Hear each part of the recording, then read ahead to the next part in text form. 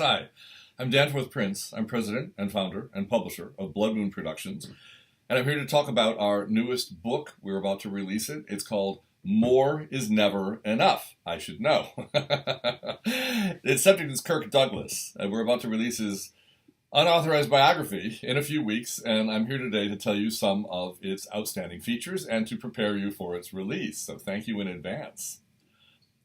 More is Never Enough refers to his lust for life, which was the title of one of his most acclaimed movies, and his equivalent, Lust for Famous Women. There were lots of sensationalist headlines about Kirk in 2016 when, just published just prior to his 100th birthday, headlines across America celebrated the centenarian anniversary of what they called, quote, a legendary American horn dog. Kirk Douglas is the final survivor of a fabled, optimistic era that the world will never see again. It's the most comprehensive overview ever published of the frenzied, hyperactive, hard-hitting, wannabe actor Isur Danielovich, who changed his name to Kirk Douglas and fought against overwhelming odds to reconfigure himself into one of the most famous movie celebrities in human history. Kirk excelled at whatever style of character acting he was assigned. Film noir, a gunslinger in a western, a ruthlessly ambitious boxer, an ancient classical hero like Spartacus or Ulysses, rogue adventurers cast into family-friendly Disney movies, a crazed with ambition Hollywood director who drags Lana Turner's character out from years of drunken retreat, a tragic and lonely cowboy in a to-the-death struggle with modern society, a vindictive hood, a sadistic cop, an idealistic, quietly noble captain in the trenches of World War I, the hip and savvy commander of the most sophisticated aircraft carrier, the Nimitz, of its era, or an honest and patriotic public servant who rescues the U.S. government from a military coup. Our book is filled with aspects of Kirk which many of his casual fans might not yet know. In 1953, he starred as a ferociously neurotic concentration camp survivor in the first Hollywood movie filmed in the then newly minted nation of Israel. A modest film with big ambitions and many poignant historical markers, it was The Juggler.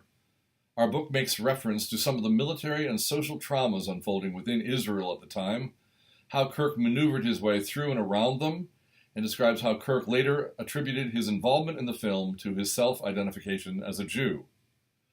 Our book also contains information about his sometimes suicidal love affairs. They included starlet Eve Miller, his psychotically jealous co-star in The Big Trees, Pierre Angeli, a perpetual ingenue and faux virgin, who was his co-star in The Trapeze Artist. It includes the traumatized heiress Irene Reitzman, the daughter of oilman Charles Reitzman, a major league benefactor of Manhattan's Metropolitan Museum of Art, with links to the Duke and Duchess of Windsor. Our book also describes Kirk's feuds within the showbiz politics of Hollywood, including a lawsuit with Walt Disney, his unusual and sometimes startling marriages, including a portrait of his hard-working second and final wife, Anne, who worked for a period prior to their marriage as a publicist for some of his films. Our book includes his survival and occasional failures as a maverick and independent film producer for some of the films he starred in. It includes the story of his oft-contested status as a short-term tax exile, hoping to escape penalties from the IRS, his deep involvement in Italian cinema during the peak of its Hollywood on the Tiber, Dolce Vita, and his flexibility in adapting his actor's instrument, meaning himself, to the unhappy realities of his advanced, aged, and declining physicality. The point I most clearly want to make about this book is that its orbit is bigger than that of Kirk himself. It's about what historians call the American century, how he both survived it and helped to define it. Unvarnished but respectful, it's the most frank and comprehensive biography about Kirk Douglas ever published, positioning him squarely at the center of the seismic changes roaring through the 7 decades in which he either flourished or merely survived as an entertainer. Kirk began his conquests in New York in the early 1940s, stealing the virginity of model Betty Bacall before she moved to Hollywood, changed her name to Lauren, and married Humphrey Bogart. Later, both Marilyn Monroe and Lana Turner pursued him for boudoir duty. In reference to most of the A-list actresses of the late 40s and 50s, he boasted, "I had them all. Well, almost." He interpreted Joan Crawford as, quote, "the equivalent of 6 sisters and a mother." Rita Hayworth, quote, "had what other girls had, only more so." Marlene Dietrich was, quote, "the personification of sexuality." And Ava Gardner was the hottest game in town. Barbara Stanwyck, he said, may have had a Leslie streak, but not with me. I'll call her a tigress. The who's who of characters roaring through Kirk's life also included Hollywood's most colossal male talents and male egos, too.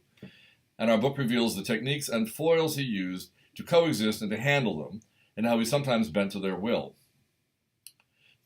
They included his kindred Hellraiser and best buddy, Burt Lancaster, also John Wayne, Henry Fonda, the director, Billy Wilder, Laurence Olivier, with many insights into his traumatic interludes with Olivier's fascinating but spectacularly dysfunctional wife, Vivien Leigh, Rock Hudson, a Hollywood enigma lavishly described in one of our earlier books, a biography devoted exclusively just to rock, and the complicated friendship Kirk maintained to a future U.S. President, Ronald Reagan, and to Reagan's recently divorced ex-wife, Jane Wyman.